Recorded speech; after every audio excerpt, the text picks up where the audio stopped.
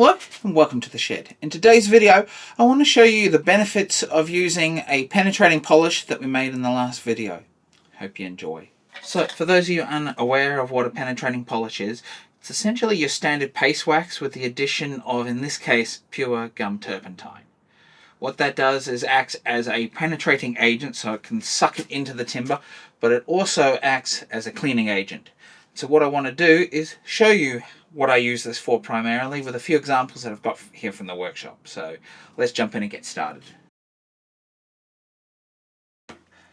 So the first thing I've got here is a Stanley Transitional number 24 smoother essentially. And this is actually in a non-restored state. It's not terrible, but I wanted to show you how we can actually clean up the timber here using this, because the advantage we have with the turpentine being in there is that it acts as a cleaning agent. So I wanted to show you that.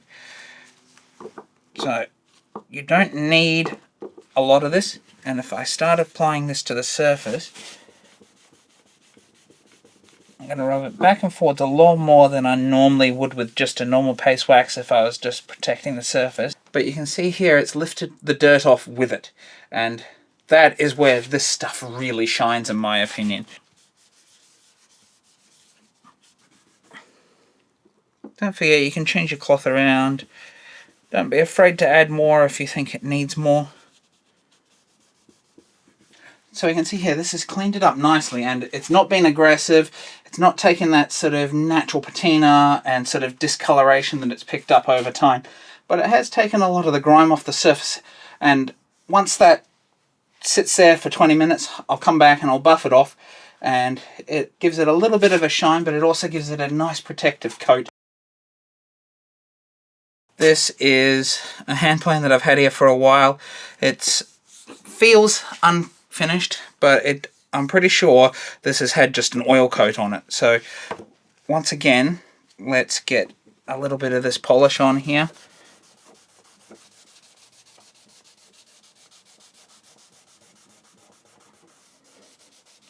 And we can see that this has already started to make the surface pop.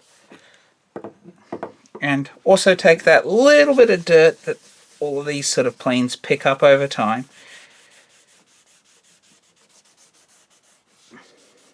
So you can work this back and forwards as much as you need, and when you start picking up dirt on your cloth like this, or your rag that you're using to apply it, you could keep applying it, but if you want to make sure that it is removing most of the dirt, sometimes because it clogs it up, I find it's better to change the cloth out, but you don't always have to.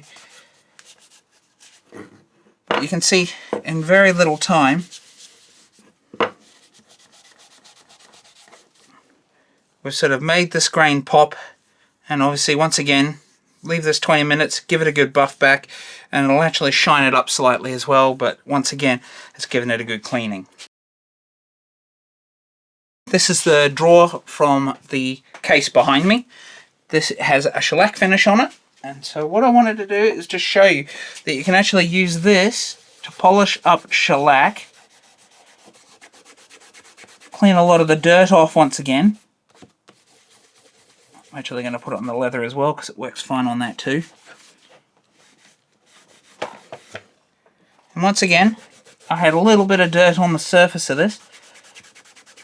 It's lifted it off.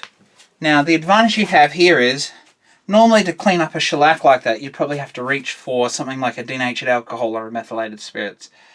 And we know why that works, because shellac is dissolved in alcohol, and so it would break down the shellac surface.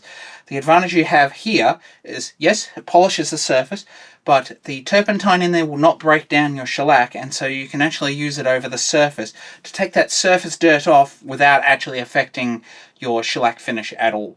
I've used it quite a few times on a shellac finish, and I've not seen it break the shellac finish down at all, because it shouldn't. So we have that advantage, and we can see that's going to look nice and clean.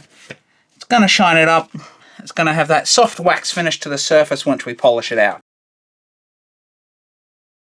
So now I'm going to look at this piece of moulding. Now, this was off a piece of furniture that I got off a Verge collection, and it's still got its original sort of one coat polyurethane-y stain finish. And we can see that this has gone a little dull, and this is also another spot where this sort of shines really well. And we can see you can actually work this on the fascia of a piece of furniture.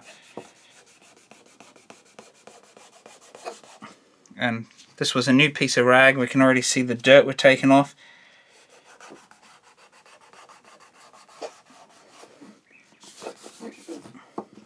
Even on the little moulding piece up here. Even this piece of dirt just here will likely come off with that. It depends how ingrained it is. Doesn't take everything off. Sometimes you do require further cleaning, or maybe the use of some Scotch-Brite or 4-0 steel wool to actually abrade the surface slightly. It's not going to take that off. So we can see, you can sort of see there the limitations of it. A lot of the loose surface dirt will come out, but anything that's more ingrained like this will not.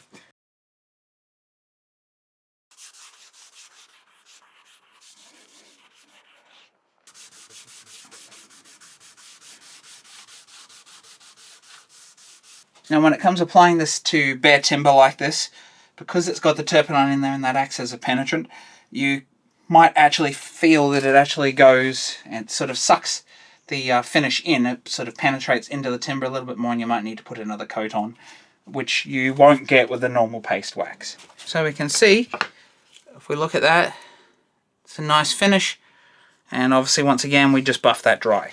And then when you look at the pine, you almost can't even see it. It doesn't add much colour because this one was made with linseed oil that I boiled myself, and that seems to take a lot of the coloration out of the linseed oil. But we can see that you almost can't even see that. It does, if you look across it with the light, make the pine pop a little bit, but it doesn't make it pop like a hardwood would. So there you have it, folks. I hope that gives you a really good idea of why I prefer using this now. I just think it does a superior job to just a standard paste wax, and you can use it, as you can see, in more applications, for more applications, and it still works the same as a normal paste wax would, but with the addition of that turpentine, it just makes it way more versatile and useful in my opinion. Now one thing to note, this finish is not what I would call food safe. Yes, the pure turpentine that I used in this is from the roots of pine or eucalyptus trees, and it is sort of considered a natural product, but I still don't believe that it is food safe. Just because it's a natural product doesn't mean that it's food safe, and I won't be putting this on my chopping boards. That is better saved for a basic, just oil and beeswax finish. So if you like this video, please give it a thumbs up below. Don't forget to hit that big red subscribe button and select the sub notification bell and select all so you don't miss out on any of my new videos. And don't forget to sound off in the comments while you're down there whether you've used one of these traditional polishy penetrating waxes like this. This one is 1/3 beeswax, 1/3 linseed oil, and 1/3 turpentine. And if you'd like to see the video where I made this one out in the West Australian bush, do check that out here. Bye for now.